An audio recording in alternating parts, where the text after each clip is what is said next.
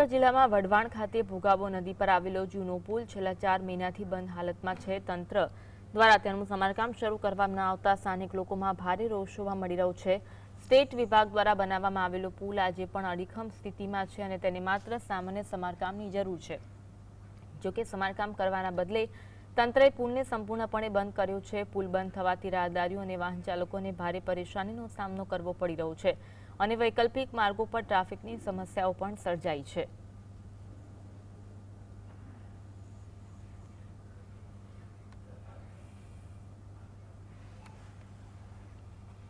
આજ અંગે વધુ વાત કરીશું। સંવાદદાતા ફઝલ અમારી સાથે લાઈવ જોડાયા છે। ફઝલ, સુરેન્દ્રનગર જિલ્લામાં વઢવાણ ખાતે ભોગાવો નદી પર આવેલો જૂનો પુલ છે, છેલ્લા 4 મહિનાથી બંધ હાલતમાં છે। શું અપડેટ મળી રહી છે?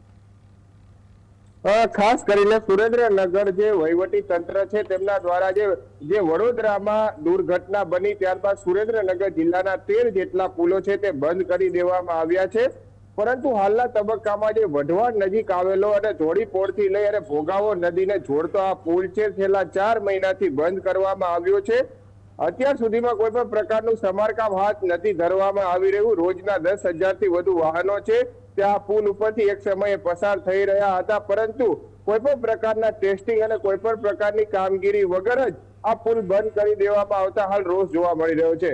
કેમેરામેનને કહીશ કે આ સીધા જ લાઈવ દ્રશ્યો દેખાડશે।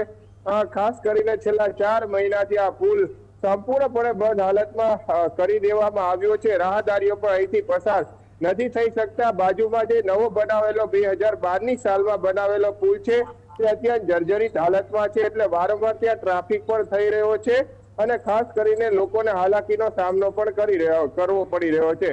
આ વઢવાણ સ્ટેટ દ્વારા બંધાવવામાં આવેલો 100 વર્ષ જૂનો પુલ જરૂરી છે, પરંતુ આજે પણ આ પુલ છે તે અડીખમ છે।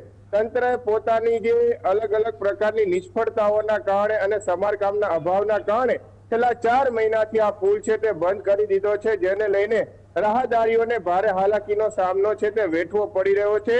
તાત્કાલિક આ પુલનું સમારકામ હાથ ધરવામાં આવે અને આ પુલ ખુલ્લો મૂકવામાં આવે તેવી હવે સુરેન્દ્રનગર અને વઢવાણ વાસીઓ અને વાહન ચાલકોની માંગ ઉઠવા પામી છે। કારણ કે અમદાવાદ તરફ જતું ટ્રાફિક હોય છે, તેમજ લીંબડી તરફ જતું ટ્રાફિક હોય છે। આ તમામ જે વાહન ચાલકો છે તેમને ફરજિયાતપણે આ પુલ ઉપરથી પસાર થવું પડી રહ્યું છે।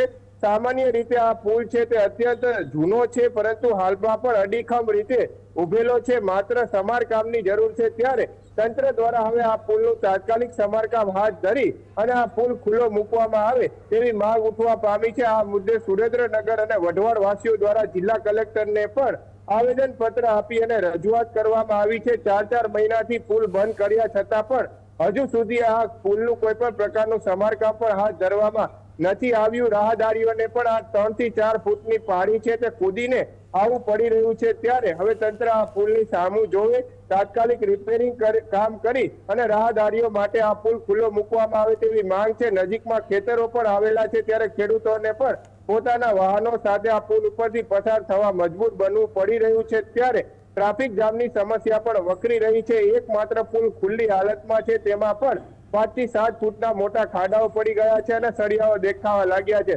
અન્ય કોઈ વૈકલ્પિક વ્યવસ્થા ન હોવાના કારણે રોજના 10,000 થી વધુ વાહનો નજીકમાં આવેલા પુલ ઉપરથી પસાર થાય છે, ત્યારે આ પુલ ખુલ્લો મૂકી અને સમારકામ કરવામાં આવે તો રાહદારીઓ અને નાના જે મોટરસાયકલ અને વ્હીકલ ચાલકો છે તેમને પણ ઉપયોગમાં આવે તેવી પરિસ્થિતિ છે। ત્યારે ખેડૂતો અને રાહદારીઓ, વાહન ચાલકો તમામ પરેશાનીનો સામનો આ પુલ બંધ કરતા હાલમાં ભોગવી રહ્યા છે, ત્યારે તંત્ર તેમની સામું જોવે અને તાત્કાલિકપણે આ પુલનું સમારકામ કરી અને આ પુલ ખુલ્લો મૂકવામાં આવે તેવી વઢવાણ વાસીઓ અને સુરેન્દ્રનગર જે વાસીઓ છે તેમની હાલ લોક માંગ ઉઠવા પામી છે। જી આભાર ફઝલ, જોડાવા માટે અને માહિતી આપવા માટે।